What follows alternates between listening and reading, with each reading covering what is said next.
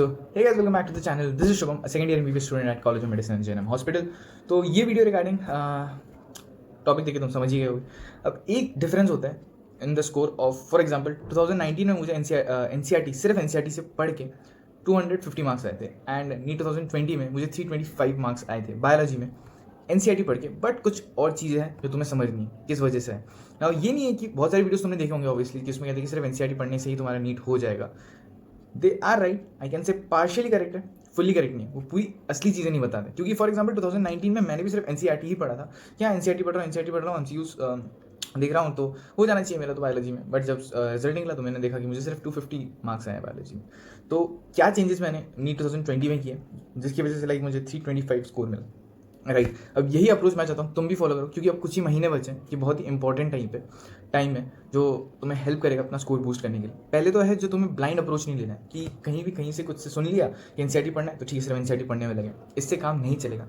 तुम्हें एक एम लेना है. फॉर एग्जाम्पल अगर तुम क्लास 12 का chapter human health and diseases पढ़ रहे हो तो वहाँ पर तुम्हें देखना है कि सेल मेडिएटेड इम्यूनिटी है उस चैप्टर में. ठीक है, तो सेल मेडिएटेड इम्यूनिटी मैं अच्छे से पढ़ूंगा और मैं प्रीवियस ईयर क्वेश्चंस देखूंगा. मुझे एम्स का भी देखना है एंड जिपमर का भी देखना है. सिर्फ नीट का प्रीवियस ईयर क्वेश्चन नहीं देखना है, एम्स और जिपमर दोनों का देखना है कि ह्यूमन हेल्थ डिजीजेस में कौन से वाले पार्ट से ज़्यादा क्वेश्चन आए. फॉर एग्जाम्पल जस्ट एग्जाम्पल दे रहा हूँ कि सेल मेडिएटेड इम्यूनिटी से ज़्यादा क्वेश्चन आए तो तुमने सेल मेडिएटेड इम्यूनिटी एनसीईआरटी को लाइन बाय लाइन पढ़ा, याद भी रखना है. एंड उसके बाद क्या करना है तुम्हें, यही चीज़ कहीं पे अगर तुम्हारे पास कुछ और मटेरियल होगा तो उस पर जाके जाना है. सेल मेडिएटेड इम्यूनिटी 1 से 2 बार पढ़ना है, ज़्यादा टाइम इन्वेस्ट नहीं करना है, 1 से 2 बार पढ़ना है. जो पॉइंट्स तुम्हें बहुत इंपॉर्टेंट लगे, हाईलाइटेड लगे कि हाँ ये इंपॉर्टेंट है, उसमें भी ब्लैक हाईलाइटेड मतलब बोल्ड फॉन्ट में लिख रखा है, तो वो तुम अपने एनसीईआरटी में ही नोट डाउन कर लो. एनसीईआरटी में ही नोट डाउन कर लो. ठीक है, कि नेक्स्ट टाइम जब तुम एनसीईआरटी रिवाइज करोगे तो तुम्हें दूसरा जो मटेरियल उससे खोलने की जरूरत नहीं, तुम डायरेक्ट एनसीईआरटी को व्यू कर सकते हो. तो ये जो चीज़ें हैं हो सकता है कि वो एनसीईआरटी से रिलेटेड ही हो, बट उसमें थोड़ा कॉन्सेप्चुअल पार्ट है जो तुमने इस मटेरियल से ढूंढ लिया.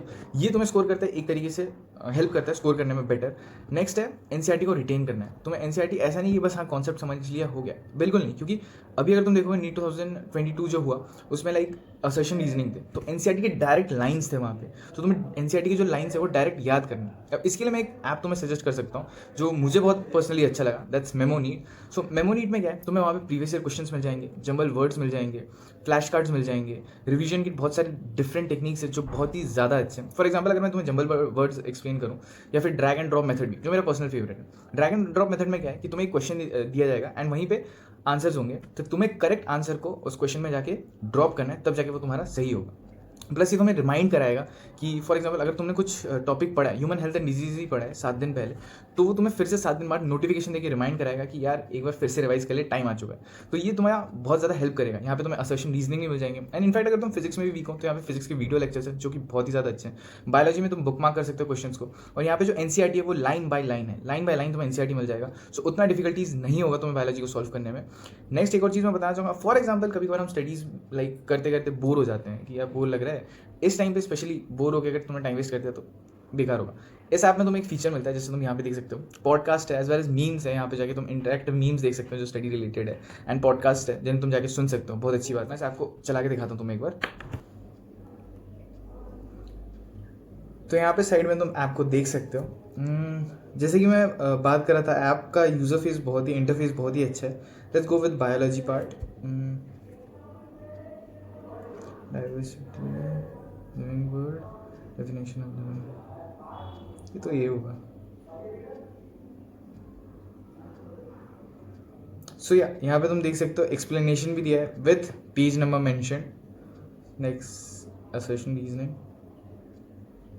गलत, आई एम सॉरी, कंटिन्यू. तो दिखा रहा हूँ तुम्हें. एक यहाँ पे तुम देख भी सकते हो एक और जो बहुत ही इंटरेक्टिव है रिविजन का. This phenomenon is also known as, देख सकते हो यहाँ पे. तो बहुत सारे पार्ट मैंने तुम्हें यहाँ पे दिखाए ऐप के.